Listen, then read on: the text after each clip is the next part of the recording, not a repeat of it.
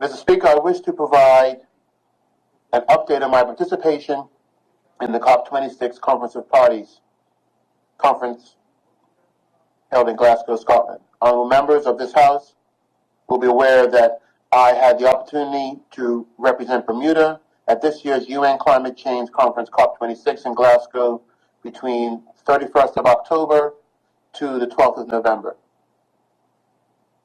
Through our London office and UK representative, Bermuda holds chairmanship of the United Kingdom Overseas Territories Association, UKOTA.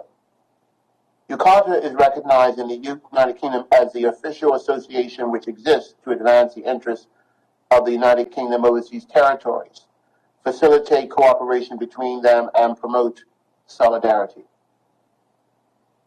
The association demonstrates the collective partnership between the territories and Her Majesty's government of the United Kingdom.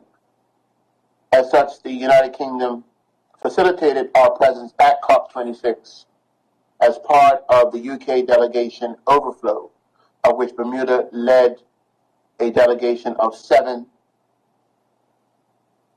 from across the territories. Mr. Speaker, it was an honor for myself to have led the delegation. Governments of the UK Overseas Territories are custodians of internationally important habitats which span the globe from the Antarctic to the Caribbean, Indian Ocean to the Pacific. All 14 territories are at the forefront of the impact of climate change as vulnerable small island states. We are also at the forefront of renewable energy, nature-based solutions, adaptation and resilience, ocean protection, and with global leadership in catastrophe risk reinsurance and climate finance. Together with the UK, the territories represent the world's 5th largest marine estate, which 75% is protected, containing over 90% of the UK's biodiversity. We recognize that we are vital to the UK meeting its pledge by 2030 to protect 30% of the world's oceans. Bermuda is not immune or isolated from the impacts of climate change. Our island is exposed to rising sea levels, increasing severe and frequent storms, and to changes in ocean currents and weather patterns. Isolated, beautiful, and unique, Bermuda is home to the most northerly coral reef system in the Atlantic Ocean, which is a critical habitat for marine biodiversity, as Bermuda is the only landmass in the Sargasso Sea, a floating rainforest of Sargassum seaweed that is home and spawning site for several species of threatened and endangered marine wildlife. We are a treasure trove of environmental wealth, a capital of ocean conservation, and a key player on the global stage of financial risk management. As an island community vulnerable to the effects of climate change, and as a global capital of climate-related financial risk management, we are determined that Bermuda will participate in the international response to ensure our collective safety and prosperity. To that end, we continue to declare that Bermuda is committed to increasing our protection of our fragile ecosystem, reducing our carbon footprint, and mitigating the impacts of climate change. Mr. Speaker, we are particularly proud of the work being done under the auspices of the Bermuda Ocean Prosperity Program, which will manage the Marine Spatial Plan. The Marine Spatial Planning will develop and legally adopt an enforceable, comprehensive EEZ-wide plan designed to sustainably manage resources and protect 20% of Bermuda's waters as a no-take fisheries replenishment zone. Our ambition, looking forward, is to be a thriving blue economy with the diversification of our national revenue and strengthen our sustainable use of our ocean resources and economic growth, improving livelihoods and jobs, and continued ecosystem health. Mr. Speaker, all of Bermuda's success and ambition in fighting climate change was featured at COP26.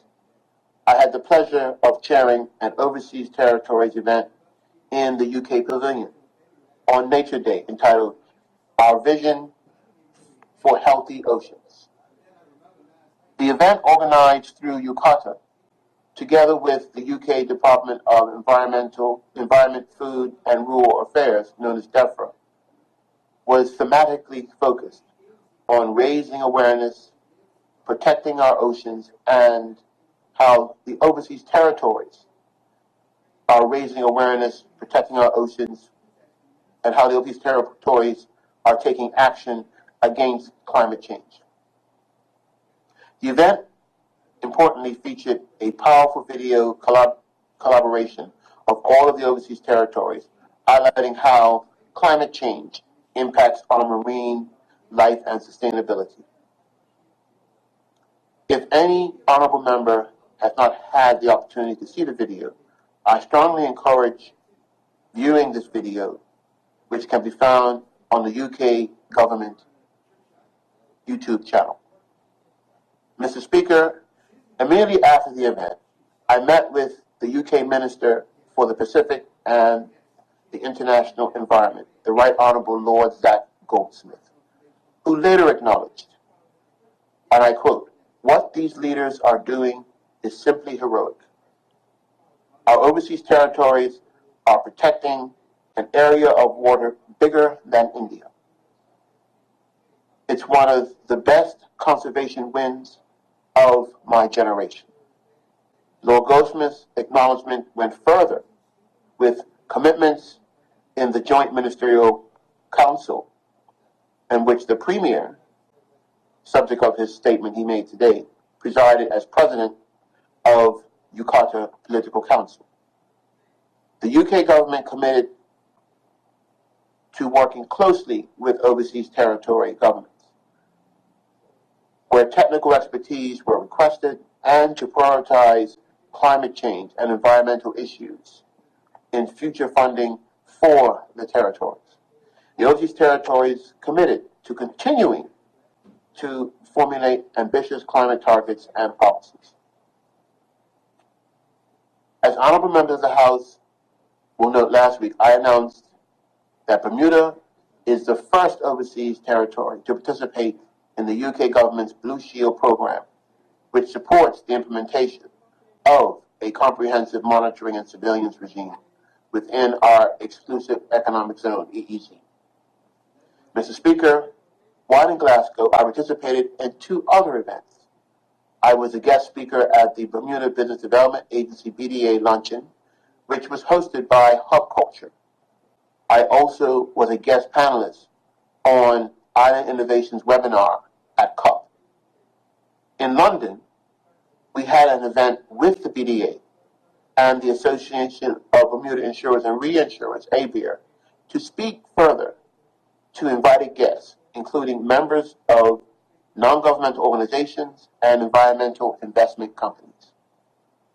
Mr. Speaker, I am proud of the work achieved at COP26 in terms of hyper recognition within the UK and international community of Bermuda's efforts and success in this space.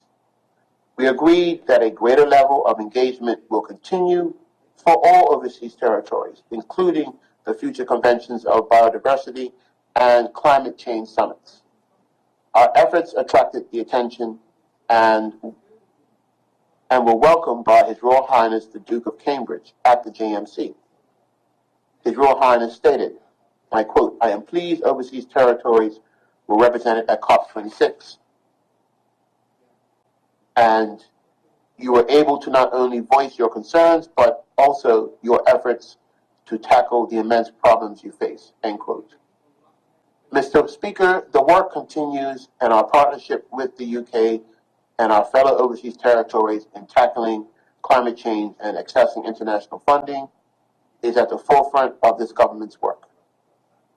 Mr. Speaker, in closing, I want to recognize the stellar work of the London office, Ms. Kimberly Durant and her team, in organizing UKATA's participation in COP26. Through the efforts of Ms. Durant, UKATA had the highest number of participants that has ever had the opportunity to attend a COP event.